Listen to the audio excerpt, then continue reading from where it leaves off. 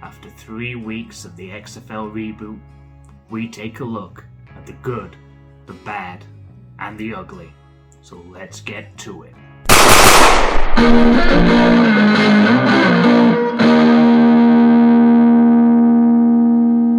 Hello football fans, and welcome back to NFL UK Ops. Before we get started, please hit that like button, subscribe button so you don't miss out on any of our NFL or XFL content. Thank you so much to everybody that's already subscribed.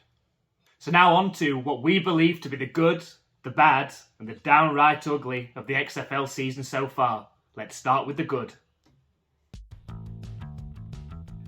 Week 3 may have had the best games in the XFL so far this season, with all 4 games going down to the wire. It has to be said, from an entertainment standpoint, the XFL has certainly delivered. 9 out of the 12 games this season have finished one-score games. The rules and scoring elements included in the XFL reboot are given more opportunities for teams to get back into games and have made coaches and teams think even more strategically when going for extra points. If the games continue like this for the rest of the season, the XFL will be a huge success. Crowds at game have been fairly consistent, but in order to grow a brand and viewership, it comes down to how the games are broadcast on TV. Even if you have a sports package with ESPN, this does not mean you'll have access to all the games. An additional add-on payment for ESPN Plus for all the games is required, and some games are even broadcast randomly on FX, which not everyone has access to. Now, we associate FX with movies and 90s cop shows, so it seems a strange move to broadcast the XFL on that channel. Maybe the XFL were desperate and FX were the highest bidders, who knows. If this season is a success, hopefully more broadcast companies will want to be involved so the games can reach a wider audience.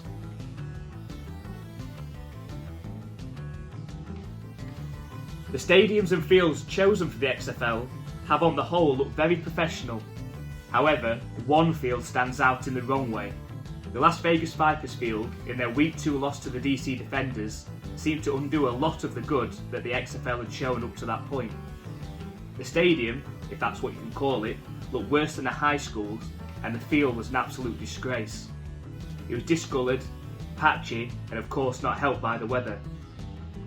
It looked ever so slightly better in Week 3, however it clearly sits bottom of the pack of football fields in the XFL, and you would expect something much better coming out of Las Vegas. There have been 2 clear standout teams in the XFL so far, in the Houston Roughnecks and DC Defenders, who are the only 2 undefeated teams in the league.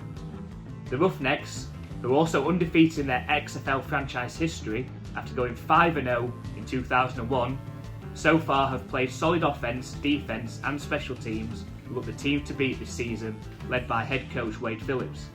The Defenders came out on top over the previously undefeated Battlehawks in Week 3, and with 2 dynamic quarterbacks in Te'amu and King, could certainly keep opposition defences on their toes. These 2 teams face off in Week 6, which should be one hell of a matchup.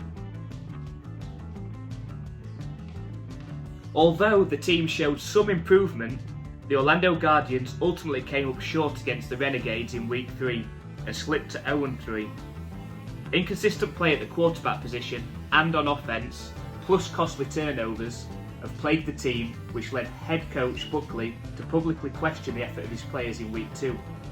They host the Houston Roughnecks on Saturday night and will need a monumental effort, a near-perfect game to avoid slipping to 0-4, with their season close to being over after just 4 weeks.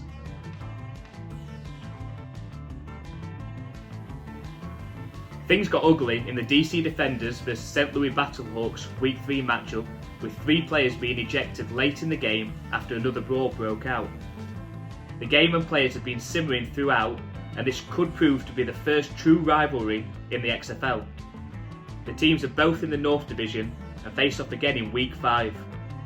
Some of those hits and brawls are sure to be stuck firmly in the minds of those players, so look for a feisty rematch. Come and join us on Sunday for our live play-by-play reaction stream of the St Louis Battlehawks and the Arlington Renegades. All football fans are welcome. The link to that is in the description.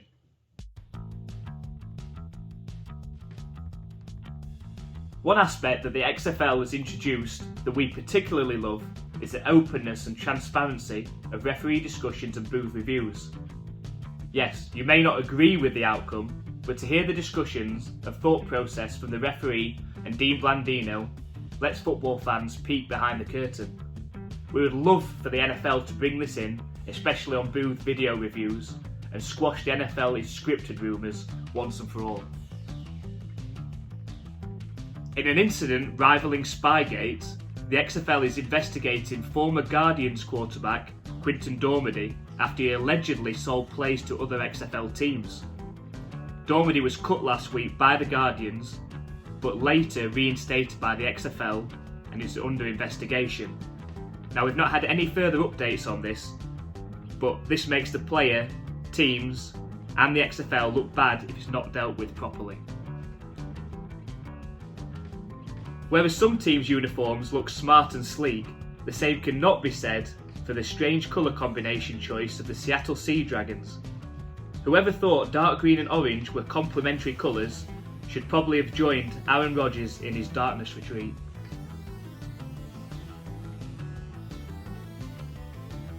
The players and fans have brought the energy needed for this league to succeed, with two moments that stand out for us being the Wild Defenders crowd and their record-breaking beer snake. After previously having their snake broken and throwing lemons onto the field in week 2, the XFL, with the Defenders, revised the decision and allowed the beer snake under the following conditions. Not sure all the cups made it into the recycling or that the beer was drank responsibly, but long live the beer snake. Our second standout moment and winner of best touchdown celebration so far goes to Battlehawks running back Brian Hill on his People's Elbow touchdown celebration dedicated to XFL owner Dwayne Johnson. Hopefully, The Rock showed his gratitude and sent Hill a bottle of his tequila. Make sure you let us know down in the comments your favourite XFL good, bad or ugly moment so far. On to our Week 4 power rankings. At number 8, the Orlando Guardians slipped to 0-3 after their narrow loss to the Renegades due to costly turnovers. At number 7, the Vipers showed some bite versus the Sea Dragons, but ultimately came up short in Week 3. At number 6, even though the Renegades improved to 2-1 with a hard-fought win over the Guardians, their offensive struggles were again clear to see. At number 5, the Brahmas played tough against the Roughnecks in Week 3, but were not able to make the comeback in the second half. At number 4, the Seattle Sea Dragons finally got into the win column, courtesy of some strong play by QB DiNucci and former NFL receiver Josh Gordon. Number 3, there was no miracle comeback this week as the Battlehawks suffered their first loss of the season in their game of undefeateds with the Defenders. Number 2, DC improved to 3-0 with their most complete performance yet, using both QBs throwing for touchdowns against the Battlehawks. Still at number 1, and the team leading the way in the XFL is the Houston Roughnecks after defeating the Brahmas in Week 3. Next up is best versus worst as they travel to play the Guardians in Week 4. Remember to join us on Sunday for our live play-by-play reaction stream of the St Louis Battlehawks and the Arlington Renegades. The link to that's down in the description. All football fans are welcome. And if you are new to the XFL, make sure you check out this video next, which explains about all the rules and the teams in just under 5 minutes. And we'll see you in the live stream.